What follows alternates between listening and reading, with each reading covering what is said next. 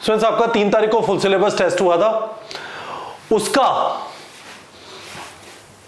ये रही topper list जिन्होंने पूरा फिजिक्स केमिस्ट्री बायो का टेस्ट दिया। मेघना सैनी, अमन सिंह, सोहम बख्शी, ताइमिया लाइक, सिया मिश्रा, कपिल मालकर, श्रेया शिनॉय, देव पारिक, पलक शाह। ऑसम है ना, मैंने 685 पे से काट लिया। और ये वो स्टूडेंट्स हैं जिन्होंने सिर्फ बायो वाला टेस्ट लिखा। आभा, जेरी, आदित्य, सायली, सीमा, अमान, प्रियंका डे और लीलादा वर्मा। 330 पे मैंने यहाँ पे कट ले लिया। ठीक है, अच्छा है, बहुत अच्छा है। आप यदि टेस्ट लिख रहे हैं आपको कॉन्फिडेंस बिल्डअप होगा, आपका रिवीजन छोटा हो जाएगा क्योंकि आपको पता चलेगा कि कौन सी चीजों में रिवाइज करना है, कौन सी में नहीं करना। सो फॉर एग्जाम्पल यदि हम पलक शाह को लेते हैं, पलक शाह के 655 मार्क्स है, 720 में से माइनस कर देते हैं, तो 720 में से माइनस करेंगे तो 65 आ जाएंगे। 65 मार्क्स पलक शाह के कट गए। अब 65 का मतलब है 13 क्वेश्चन गलत हुए, 13 क्वेश्चन गलत हुए, 13 क्वेश्चन गलत हुए। पलक शाह जाके देख लेंगे फिजिक्स में कितने, केमिस्ट्री में कितने, बायो में कितने गलत हुए। एक बार के लिए मान लेते हैं, लेट से बायो में 5 गलत हुए, वाह। केमिस्ट्री में 2 गलत हुए और यहाँ पे 6 गलत हुए।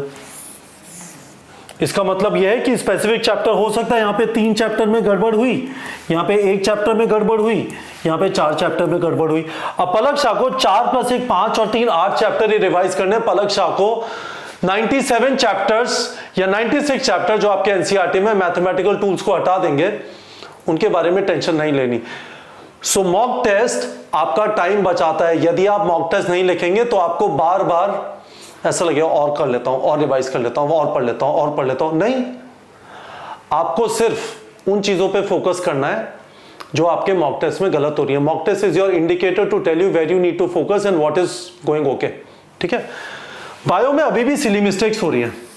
ठीक है, शर्मा सर आपको एनसीईआरटी बेस्ड पेपर दे रहे हैं, क्यों सिली मिस्टेक हो रही है, सोचना बनता है। बायो आपका सहारा है, बायो में गड़बड़ बहुत कीमती है। बायो आप जल्दी से कर सकते हैं। बायो के मार्क्स और फिजिक्स के मार्क्स और केमिस्ट्री के मार्क्स कहीं पे भी सही हो, सेम होते हैं, पर बायो के मार्क्स कंपैरेटिवली आप जल्दी अपने पास लेके आ सकते हैं, अपने बैग में इकट्ठे कर सकते हैं जब आपका नीट का एग्जाम हो रहा होगा। तो शर्मा सर का वीडियो है, इसे देखिए। और प्लीज गाइस इस वीडियो को एंड तक देखिए। जो क्वेश्चन गलत हुए, जिनकी करेक्ट परसेंटेज बहुत कम थी, 5 या 6 क्वेश्चन शर्मा सर ने उन्हें एक्सप्लेन किया है, डिटेल में उससे रिलेटेड कॉन्सेप्ट एक्सप्लेन किया है, उसको आराम से देखिए। एंड प्लीज मेक श्योर कि आप ये सिली मिस्टेक्स करना बंद करें। आप ध्यान से क्वेश्चंस को नहीं पढ़ रहे हैं, ये क्वेश्चन एनसीईआरटी से आपके सही होने चाहिए।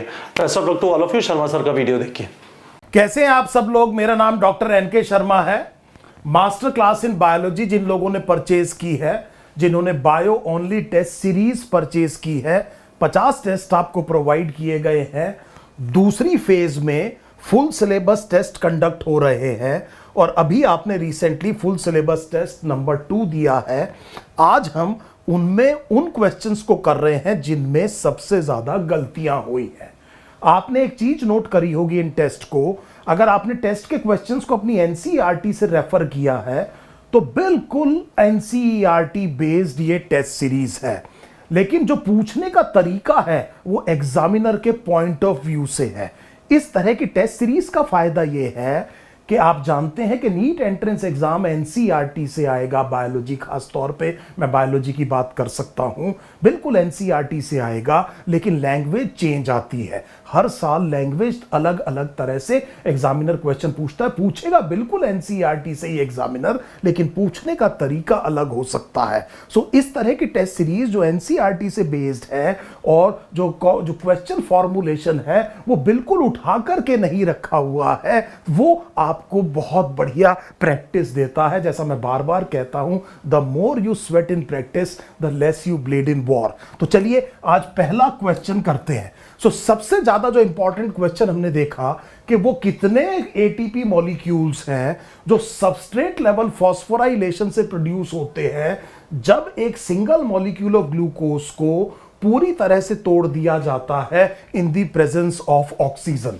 यहां से हमें जो बात समझ में आई वो ये आया कि एक तो एरोबिक रेस्पिरेशन की बात हो रही है। हमें यह भी समझ में आ गया कि जो पायरुवेट बना है ग्लाइकोलिसिस का, उसका क्या हुआ। अगर उसको ऑक्सीडाइज किया, उसमें से इलेक्ट्रॉन्स को हटाया गया और लास्ट में ये इलेक्ट्रॉन किसी इनऑर्गेनिक चीज ने एक्सेप्ट किए टर्मिनली और वो इनऑर्गेनिक चीज ऑक्सीजन हुई, तब आप इसको एरोबिक रेस्पिरेशन कहते हैं। क्लास 10th में लाइफ प्रोसेसेस में इस तरह का एक डायग्राम जो बना हुआ है, आप समझ गए कि एरोबिक रेस्पिरेशन, एरोबिक एनाएरोबिक रेस्पिरेशन और फर्मेंटेशन को किस तरह से डिफाइन किया जाता है। सो एक छोटी सी पॉइंट यहां पर हमने और किया, फिर हमने ये कहा कि इसमें कितने एटीपी सबस्ट्रेट लेवल फॉस्फोराइलेशन से बनेंगे।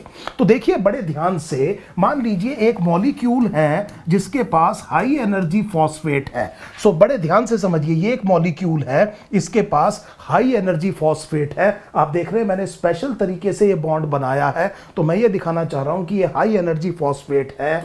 और एटीपी बनाने का तरीका यह है कि आप एडीपी को फॉस्फोराइलेट करिए, एडीपी में फॉस्फेट जोड़िए, इसे फॉस्फोराइलेशन कहते हैं। अगर आपने इस वाले एटीपी को उठाया, इस वाले एटीपी को यहां से रिमूव किया और इसको सीधा आपने एडीपी पे जोड़ दिया और इससे आपने एटीपी बनाया, तब आप इसे सबस्ट्रेट लेवल फॉस्फोराइलेशन कहेंगे। सो मुझे बात समझ में आ गई कि ये सबस्ट्रेट लेवल फॉस्फोराइलेशन का मतलब क्या है। इमीडिएटली आप मेरे से पूछ सकते हैं कि सर और क्या तरीका है एटीपी को बनाने का। सो और तरीका देखिए बेटे, ये है कि एटीपी तो एक ही तरीके से बनेगा, आपको एडीपी में इनऑर्गेनिक फॉस्फेट जोड़ना होगा। इसके लिए एनर्जी, अगर मान लीजिए माइटोकॉन्ड्रिया में ग्लूकोज के ऑक्सीडेशन से आ रही है, इसका मतलब आप उसके इलेक्ट्रॉन्स को रिमूव कर रहे हैं। इलेक्ट्रॉन्स को रिमूव करके एक इलेक्ट्रॉन ट्रांसपोर्ट सिस्टम में डाउन हिल ट्रांसपोर्ट कर रहे हैं। हर बार कुछ एनर्जी रिलीज हो रही है जिसकी मदद से प्रोटॉन पंप करके एक इलेक्ट्रोमोटिव फोर्स, एक केमी ऑस्मोसिस के लिए प्रोटॉन ग्रेडियंट क्रिएट हो रहा है और उस एनर्जी की मदद से एडीपी में इनऑर्गेनिक फॉस्फेट जोड़ रहे हैं, जैसा माइटोकॉन्ड्रिया में होता है, तो उसे ऑक्सीडेटिव फॉस्फोराइलेशन कहते हैं। यही काम जब आप क्लोरोप्लास्ट में देखते हैं तो फोटोन गिरता है और उस फोटोन की वजह से इलेक्ट्रॉन जो है वो इलेक्ट्रॉन एक्सेप्टर के पास जाता है और फिर उसका डाउनहिल ट्रांसपोर्ट होता है और फिर केमी ऑस्मोसिस होता है। उस शब्द को आपने फोटोफॉस्फोराइलेशन कहा। ग्लाइकोलिसिस में 4 एटीपी बनते हैं, एक ग्लूकोज से 4 एटीपी बनते हैं और चारों के चारों सबस्ट्रेट लेवल फॉस्फोराइलेशन से बनते हैं। सो एक हमें अब समझ में आ गया कि सबस्ट्रेट लेवल फॉस्फोराइलेशन क्या है, ऑक्सीडेटिव फॉस्फोराइलेशन क्या है और फोटोफॉस्फोराइलेशन क्या है। सो कई बार बच्चे इन शब्दों में बड़ा परेशान होते हैं। मुझे उम्मीद है अब आपको बिल्कुल बात समझ में आ गई होगी। अब देखिए, तो जिस टाइम पर ग्लाइकोलिसिस होता है तो याद कीजिए एक मॉलिक्यूल बनता है ग्लिसरल्डिहाइड 3 फॉस्फेट। ये 2 बनेंगे एक ग्लूकोज से, क्योंकि इनमें 3 कार्बन है। सो मैं ग्लाइकोलिसिस नहीं पढ़ाना चाह रहा हूं, आप जानते हैं कि इसमें 6 कार्बन होते हैं, G3P में 3 कार्बन होते हैं, 2 बनेंगे और इसके बाद स्टेप नंबर 7 में जब 1,3 बाइफॉस्फोग्लिसरेट कन्वर्ट होता है 3 फॉस्फोग्लिसरेट में, तब तो इस टाइम पर एक क्या बनता है बेटे, एटीपी बनता है। एक यहां से, तो ग्लूकोज के हिसाब से 2 बार होगा ऐसा, तो 2 एटीपी बन गए, दोनों सबस्ट्रेट लेवल फॉस्फोराइलेशन से बनते हैं। स्टेप नंबर 10 में जब फॉस्फोइनॉल पायरुवेट में कन्वर्ट होता है, फिर एक ग्लूकोज के लिए यह काम 2 बार होगा, तो फिर 2 एटीपी बनेंगे पर ग्लूकोज मॉलिक्यूल और ये भी सबस्ट्रेट लेवल फॉस्फोराइलेशन से बनेंगे। इसका मतलब आपने ये कहा कि ग्लाइकोलिसिस में टोटल नंबर ऑफ जो एटीपी बनता है वो 4 है और सारे के सारे सबस्ट्रेट लेवल फॉस्फोराइलेशन से बनते हैं। यह बात आपको बिल्कुल क्लियर हो गई। अब हम आपकी एनसीईआरटी पर चलते हैं और यहां लाइन देखते हैं। यह क्रेब्स साइकिल है, इसे ट्राई कार्बोक्सिलिक एसिड साइकिल भी कहते हैं, इसे सिट्रिक एसिड साइकिल भी कहते हैं। अब बड़े ध्यान से देखिएगा, यहां पर during the conversion of succinyl कोए टू सक्सिनिक एसिड, यहां पर देखिएगा एक मॉलिक्यूल ऑफ जीटीपी बनता है और यह भी सबस्ट्रेट लेवल फॉस्फोराइलेशन है, क्योंकि एक ग्लूकोज के लिए 2 पायरुवेट बनेंगे तो टोटल पर ग्लूकोज 2 एटीपी बनेंगे। ये दोनों जो क्रेब्स साइकिल में डायरेक्ट बन रहे हैं, ये भी सबस्ट्रेट लेवल फॉस्फोराइलेशन है। तो मैंने यहां पर लिख लिया कि क्रेब्स साइकिल में भी हमारे पास 2 एटीपी मॉलिक्यूल बनते हैं जो सबस्ट्रेट लेवल फॉस्फोराइलेशन से बनते हैं। दोनों को मैंने जोड़ दिया, मुझे मेरा आंसर मिल गया टोटल नंबर ऑफ एटीपी जो बनेंगे सबस्ट्रेट लेवल फॉस्फोराइलेशन से जब एक ग्लूकोज को आप पूरी तरह तोड़ देंगे in the presence of oxygen, the correct answer would B option 4, number total number would be 6। सो बढ़िया क्वेश्चन है, मुझे उम्मीद है आपको समझ में आ गया। आपने अपनी एनसीईआरटी को रेफर कर लिया कि ये कहां से हमने पिक किया है और किस तरह से एग्जामिनर इस तरह की चीजों पर क्वेश्चन बना सकता है। आप और भी तरीके से इस क्वेश्चन को सोच सकते हैं। आगे आने वाले टेस्ट में मैं भी एक दो और क्वेश्चंस आपसे पूछूंगा इन एटीपी सिंथेसिस के ऊपर। सो मुझे उम्मीद है ये बात आपको समझ में आ गई। अगला क्वेश्चन देखते हैं। एंजाइम जो पीसीआर में यूज होता है, इमीडिएटली आपका ध्यान गया थर्मस एक्वेटिकस पे। एक बैक्टीरिया, ये बैक्टीरिया, इसका डीएनए डिपेंडेंट डीएनए पॉलीमरेज, आपने उसका नाम रखा टैग पॉलीमरेज।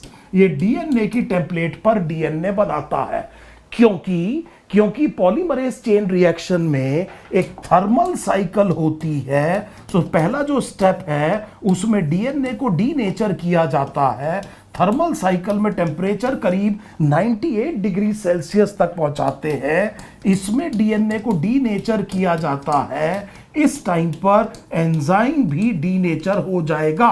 सो कैरी मुलिस, तो साइंटिस्ट का नाम था कैरी मुलिस, उन्होंने इस एंजाइम को ढूंढ के निकाला।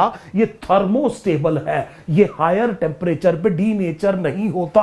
अब आप पॉलीमरेज चेन रिएक्शन में जब थर्मल साइकिल इस्तेमाल करेंगे तो ये एंजाइम खराब नहीं होगा और ये प्रोसेस बहुत तेजी से स्पीड अप हो जाएगा। ये करता क्या है पॉलीमरेज चेन रिएक्शन में? आप डीएनए को एम्पलीफाई करते हैं। सो ये शब्द भूलना नहीं है बेटे, आप डीएनए को एम्पलीफाई करते हैं। आपके पास ये एक डबल स्ट्रैंडेड डीएनए है, आपने इसको डीनेचर किया, फिर इसको सिंथेसाइज कर लिया, फिर बेटे आपने इसको दोबारा डीनेचर करके आप इसकी मल्टीपल कॉपीज बनाते जाते हैं। 20 साइकिल्स में मिलियन और 30 साइकिल्स में बिलियन कॉपीज बन सकती हैं। ये डीएनए रेप्लिकेट करना पड़ेगा और डीएनए रेप्लिकेट डीएनए पॉलीमरेज करता है और डीएनए की टेम्पलेट पर करता है। सो इसका मतलब ये हुआ कि यहां पर जब मैं अपनी अपनी अपनी ये लाइंस देख रहा हूं तो मुझे पता है पहली लाइन बिल्कुल ठीक है कि टैग पॉलीमरेज एक डीएनए डिपेंडेंट डीएनए पॉलीमरेज है। तीसरी लाइन भी बिल्कुल ठीक है कि ये थर्मोस्टेबल है, ये 98 डिग्री सेल्सियस पे डीनेचर नहीं होगा। हालांकि इसका जो ऑप्टिमम टेम्परेचर जिस पे ये काम करता है वो 72 डिग्री सेल्सियस है। अब देखिए बेटे, अगर आपने ये कहा कि ये डीएनए डिपेंडेंट डीएनए पॉलीमरेज है, ज्यादातर बच्चों ने जो गलती करी वो इस वाली स्टेटमेंट में फंस गए। It extends the primer in template independent. कैसे हो सकता है बेटे? एक तरफ आप कह रहे हैं डीएनए डिपेंडेंट और फिर आप कह रहे हैं जी टेम्पलेट इंडिपेंडेंट मैनर। सो हो सकता है जिन बच्चों ने ये गलती करी, it was just a matter of cool temperament in your examination hall. आपको खुद ही पता लगता कि आपने अगर इसको सेलेक्ट किया है तो आप इसको कैसे कर रहे हैं। ये वाली स्टेटमेंट गलत है। अब हम ये देखते हैं कि क्या ये स्टेटमेंट एनसीईआरटी की है। तो देखिए यहां पर the enzyme extends the primer using the nucleotides provided in the reaction and the genomic DNA as the template. So template independent नहीं है। ये जो जीनोमिक डीएनए है जिसे आप एम्पलीफाई कर रहे हैं, इसको टेम्पलेट की तरह इस्तेमाल करके इसको एक्सटेंड किया जाता है। प्राइमर को एक्सटेंड क्यों करना पड़ता है? क्योंकि आप जानते हैं कि शुरुआत नहीं कर सकता डीएनए डिपेंडेंट डीएनए पॉलीमरेज, इसीलिए प्राइमर की जरूरत है और फिर प्राइमर को एक्सटेंड करता है। इस वाले जीनोमिक डीएनए को टेम्पलेट की तरह इस्तेमाल करेगा, इसे पढ़ेगा और कॉम्प्लीमेंट्री जो है स्ट्रैंड सिंथेसाइज होगा। डीएनए रेप्लिकेशन आप जानते हैं कैसे होगा। सो ये वाली स्टेटमेंट ठीक नहीं है। इसका मतलब केवल पहली और तीसरी स्टेटमेंट ठीक है और अगर हम अपना आंसर देखें only 1 and 3 are correct. This should be the correct answer. मुझे उम्मीद है ये क्वेश्चन अब आपको बहुत अच्छे से क्लियर होगा। फिर दोबारा देख लीजिए आपकी एनसीईआरटी में आपके ये रेफरेंस कहां से आया। चलिए अगला क्वेश्चन देखते हैं। At the root tip which of the following region will be the most distal.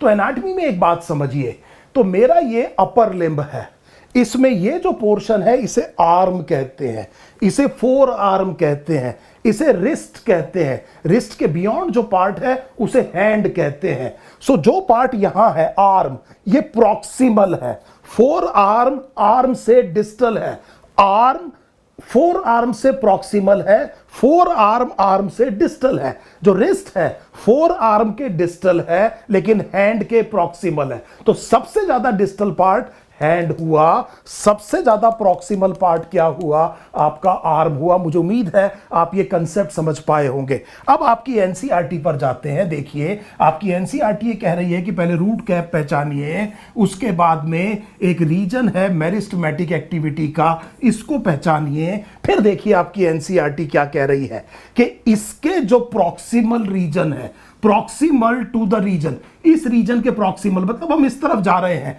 यहां पर बहुत रैपिड इलोंगेशन हो रही है।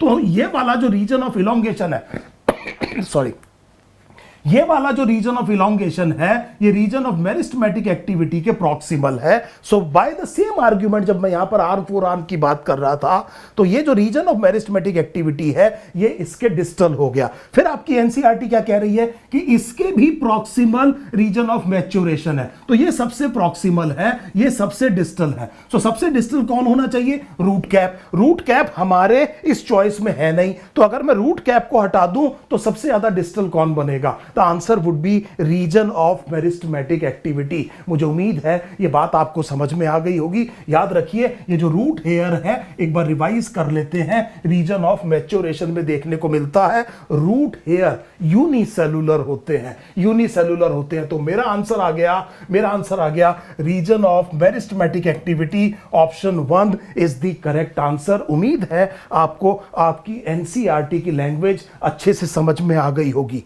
एक और देखते हैं क्वेश्चन, लो लाइट कंडीशंस में कौन सा ग्रुप ऑफ प्लांट रिस्पॉन्ड करता है CO2 कंडीशंस को? तो फैक्टर्स अफेक्टिंग फोटोसिंथेसिस, सबसे पहले तो लाइट एडिक्वेट होनी चाहिए। अगर लाइट एडिक्वेट नहीं है तो जो मर्जी कंडीशन हो वो प्लांट रिस्पॉन्ड नहीं करेगा किसी और चीज को। तो बहुत लो लाइट कंडीशन है तो आप रेट ऑफ फोटोसिंथेसिस केवल एक तरीके से बढ़ा सकते हैं कि आप लाइट की अवेलेबिलिटी को इंक्रीज कीजिए, लाइट की इंटेंसिटी को इंक्रीज करिए, कोई और तरीका नहीं है। हां, एक बार लाइट एडिक्वेट हो गई तब बाकी फैक्टर काम आएंगे, तब कार्बन डाइऑक्साइड और टेम्परेचर का रोल आएगा। लेकिन लो लाइट अगर है तो CO2 इन सब चीजों का कोई फर्क नहीं पड़ेगा। आपकी एनसीईआरटी हालांकि ये बात कहती है कि नेचुरल कंडीशंस में रेयरली लाइट एक लिमिटिंग फैक्टर बनती है, लेकिन फिर भी ये समझिए कि अगर लो लाइट कंडीशन है तो कोई भी प्लांट रिस्पॉन्ड नहीं करेगा। तो देखिए यहां पर हम ये कह रहे हैं कि C3 और C4 प्लांट, चलिए इसको समझने की कोशिश करते हैं। C3 और C4 प्लांट डिफरेंटली रिस्पॉन्ड करते हैं CO2 कंसंट्रेशन को। लो लाइट कंडीशंस में neither group respond to high CO2 condition. So which group of the following plants respond to high CO2 conditions at low light conditions? So मेरा answer ये रहा, मेरा answer है ना तो C3 करेगा ना C4 करेगा। क्या आपको ये बात समझ में आ गई? हाँ, अगर लो लाइट इंटेंसिटी है और आपने लाइट इंटेंसिटी बढ़ानी शुरू कर दी तो दोनों में रेट ऑफ फोटोसिंथेसिस बनेगा जब तक लाइट इंटेंसिटी एडिक्वेट ना हो जाए। मुझे उम्मीद है ब्लैकमैन्स लॉ आपको समझ में आ गया। इंपॉर्टेंट क्या है, देखिए इस चीज को और समझ लीजिए। इंपॉर्टेंट ये है कि C4 प्लांट शो करते हैं सैचुरेशन इस लेवल पर। सो कम लेवल पर कार्बन डाइऑक्साइड आप बढ़ा रहे हैं तो जल्दी ही सैचुरेशन C4 प्लांट में आ जाएगा। सो जल्दी ही सैचुरेशन किस में आ जाएगा? C4 प्लांट में। लेकिन CO2 बढ़ती जाएगी तो काफी हायर लेवल पर जाकर के C3 प्लांट में सैचुरेशन आएगा। तो इसीलिए ये जो करंट अवेलेबिलिटी है CO2 की वो C3 के लिए लिमिटिंग है। क्यों? क्योंकि ये अभी जो करंट अवेलेबिलिटी है कार्बन डाइऑक्साइड की वो इसके पास है और इसके बियॉन्ड जाएंगे तो इनमें फर्क नहीं पड़ेगा C4 में, केवल C3 इस लेवल तक जाकर के, इस लेवल तक अगर आप बढ़ाएंगे कार्बन डाइऑक्साइड तो रेट ऑफ फोटोसिंथेसिस इंक्रीज होगा। इसलिए हम ये कह रहे हैं कि ये जो करंट लेवल है वो लिमिटिंग C3 के लिए है। मुझे उम्मीद है ये और लाइन आपको, बहुत इंपॉर्टेंट लाइन यहां से समझ में आ गई और ब्लैकमैन्स लॉ ऑफ लिमिटिंग फैक्टर के बारे में भी आपके फंडामेंटल क्लियर हुए। देखिए एक और क्वेश्चन दोबारा से हम ये देख रहे हैं, FST 1 में भी और FST 2 में भी हमने ये देखा कि कुछ बच्चे पेडिग्री में फंस रहे हैं। सो देखिए मैंने आपको कुछ एक पेडिग्री का एक और मैं वीडियो डाला हुआ है कि किस तरह से पेडिग्री को सॉल्व करते हैं। कुछ उसमें मैंने पेडिग्री सॉल्व करी है, कुछ फंडे बताए हैं जो कि आपको पेडिग्री का क्वेश्चन देखते ही देखने चाहिए अपनी पेडिग्री में, जिससे कि क्वेश्चन करना बहुत आसान हो जाए। अगर आपको पेडिग्री में कोई दिक्कत आती है तो आप उस वीडियो को जरूर देखिए, काफी डिटेल्ड वीडियो मैंने डाला है। आपके पास अगर समय है तो उसको आप जरूर देखिए, आपको इस क्वेश्चन से घबराहट नहीं होगी, ये मैं आपको एश्योर कर रहा हूं। सो देखिए, उसी फंडा को मैं इस्तेमाल कर रहा हूं। ये वाला जो दोनों पेरेंट्स देखिए, ये दोनों के दोनों अफेक्टेड है और बच्चा इनका क्या है, नॉर्मल है। आंख बंद करके कह दीजिए कि रिसेसिव नहीं है। मुझे 4 चीजें पहचाननी होती हैं: autosomal recessive, sex linked recessive, autosomal dominant, sex linked dominant. So आंख बंद करके मैंने कहा कि ये रिसेसिव हो नहीं सकता, किसी भी कीमत पर रिसेसिव नहीं हो सकता। मैंने उस वाले वीडियो में बहुत डिटेल में एक्सप्लेन किया है। एक आपको एग्जांपल दे देता हूं। मान लीजिए ऑटोसोमल रिसेसिव है, तो ये दोनों के दोनों पेरेंट्स ये होने चाहिए। और आपको पता है कि कोई भी बच्चा ऐसा हो जिसमें डिजीज ना हो, उसके पास A- तो होना ही चाहिए। ये अलील कहां से आई? सो इसका मतलब एक बात तय हो गई कि ये मुझे समझ में आ गया कि ये कंडीशन रिसेसिव नहीं है। और एग्जाम में मैंने सबसे पहले इन दोनों को बिल्कुल काट दिया। एक और फंडा मैंने उसमें जो आपको बताया है उसको देख लेते हैं एक बार। सो हमने ये कहा कि अगर सेक्स लिंक्ड डोमिनेंट कंडीशन है तो इस फादर को देखिए। मान लीजिए सेक्स लिंक्ड डोमिनेंट है, तो सेक्स लिंक्ड डोमिनेंट में जो फादर है ये XAY होगा, क्योंकि ये अफेक्टेड है। ये वाले की बात कर रहा हूं। इसका मतलब इसका जो X क्रोमोसोम है वो डॉटर के पास आना है, और एक ही डोमिनेंट अलील काफी होती है डिजीज कॉज करने की। सो अगर किसी फादर जो कि अफेक्टेड है और उसकी एक भी डॉटर ऐसी है जिसमें डिजीज नहीं है, तो ये सेक्स लिंक डोमिनेंट नहीं है। आंख बंद करके आप इसको काट दीजिए। ये भी एक फंडा मैंने आपको उसमें बताया है और आपको इमीडिएटली समझ में आ गया कि ये जो पेडिग्री है ये ऑटोसोमल डोमिनेंट है। मुझे उम्मीद है अब आप इसको कभी भी गलत नहीं करेंगे। अगर आपके पास टाइम है और पेडिग्री में आपको कोई दिक्कत होती है तो मैं आपको सलाह दूंगा कि आप उस वीडियो को देखिए। लास्ट क्वेश्चन देखते हैं। Even if a character shows multiple allelism. So multiple allelism का मतलब है 2 से ज्यादा अलील्स। सो मोर देन 2 अलील्स, इसको हम क्या कहेंगे, मल्टीपल एलिलिज्म कहेंगे। एक और बात बड़े ध्यान से समझिएगा बेटे, ह्यूमन बीइंग्स में टोटल नंबर ऑफ क्रोमोसोम 46 है। 46 को 23 पेयर्स कहेंगे। सो क्रोमोसोम नंबर 1 की 2 कॉपीज हैं, क्रोमोसोम नंबर 22 की भी 2 कॉपीज हैं, ऑब्वियसली सारे ऑटोसोम्स की 2 कॉपीज हैं। और अगर हम फीमेल की बात कर रहे हैं तो 2 X क्रोमोसोम होंगे। ये 23 पेयर हो गए बेटे, और 23 पेयर को आप 2 सेट कह सकते हैं। सो बड़े ध्यान से देखिए, 23 पेयर को आप 2 सेट्स कहेंगे। हर एक सेट में हर एक पेयर का एक एक मेंबर, और सेट ऑफ क्रोमोसोम को प्लॉइडी कहते हैं। अब आप समझ गए होंगे डिप्लॉयड किसे कहा जाता है। तो एक डिप्लॉयड सेल में 2 क्रोमोसोम होमोलोगस है, इनके ऊपर सेम जेनेटिक इंफॉर्मेशन है। एक मदर से आया, एक फादर से आया। यहां पर अगर हाइट की जीन है तो यहां पर भी हाइट की जीन होगी उसी लोकस पे। तो मान लीजिए फॉर एग्जांपल हाइपोथेटिकली किसी ऑर्गेनिज्म में क्रोमोसोम नंबर 1 पे पहली पोजीशन पे, लेट अस से पहली पोजीशन पे हाइट की जीन है, तो उसका जो दूसरा क्रोमोसोम होगा, एक मदर से आया, एक फादर से आया, उस पर भी पहली पोजीशन पर हाइट की ही जीन होगी। अगर ये दोनों एक ही जीन की 2 अलग अलग फॉर्म्स हैं तो इन्हें अलील्स कहेंगे। ये हो सकता है कि यहां पर ये कैपिटल टी हो और यहां पर स्मॉल टी हो। ये भी हो सकता है कि ये दोनों बेटे कैपिटल टी हो। ये भी हो सकता है कि ये स्मॉल टी हो। लेकिन ये प्लीज ट्राई टू अंडरस्टैंड, फिर मैं लोकस को ये कहूंगा कि वो होमोजाइगस है कि हेट्रोजाइगस है। जब मैं क्रोमोसोम की बात कर रहा हूं तो होमोलोगस हेट्रोलोगस कह रहा हूं,